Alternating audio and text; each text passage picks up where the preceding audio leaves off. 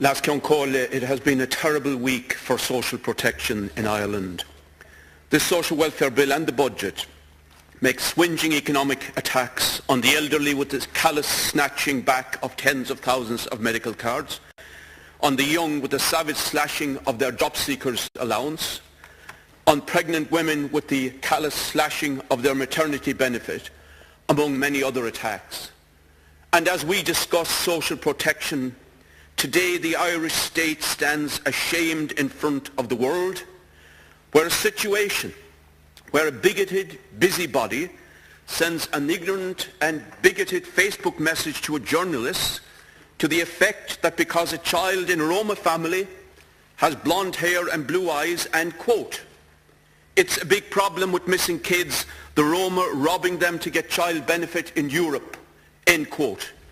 And in foot of this, journalist, Garda and HSE, two powerful state agencies, swallow the assumption that that is based on the most abysmal ignorance and racial stereotyping to the effect that it is impossible for a Roma person to be blonde and blue-eyed, and peremptorily removes that child from its home in Tala, County Dublin, and apparently a similar situation in Athlone.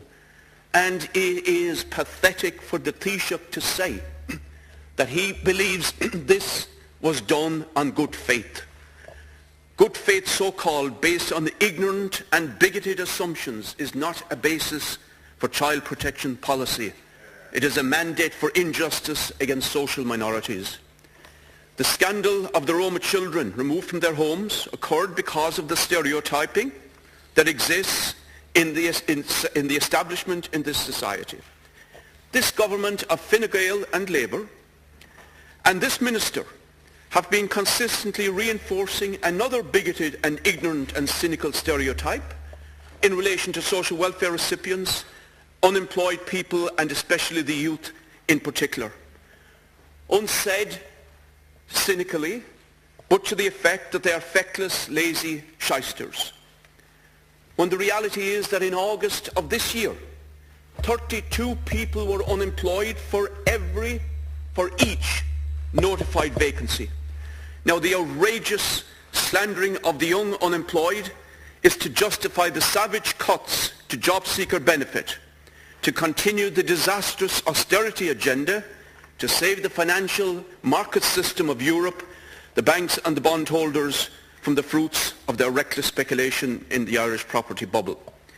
In the 1979-1983 Tory government in Britain, there was a certain employment minister, Norman Tebbit, now Baron Tebbit, whose advice to the growing army of the unemployed victims of Thatcherism was, as his father allegedly did in the 1930s, get on their bikes and stay on their bikes until they got a job. In this government's disgraceful attacks on the young unemployed, the Minister for Social Protection is rapidly emerging as the Baroness Tebbit of the Fine Gael Labour government. Baroness Minister Burton's prescription for the young unemployed in Ireland who are denied a job in the scorched earth that is the austerity-ridden economy that we have is to work for €50 a week for employers who are looking for free labour at taxpayers' expense. Or the other alternative, that is in their tens of thousands the young should spread their wings on every tide to far-flung places across the earth, not so much exported like cattle, as De Valera says, which was due to his own obscurantist economic policies, but our youth exported by the plane load, like sophisticated human computer chips, carrying with them huge knowledge, huge talent, huge education, and huge social investment. Another shameful epoch in Irish capitalism's failure. Last Concoli, in conclusion, this government is intent on making the working class pay for the crisis of its system. There was an alternative, there is.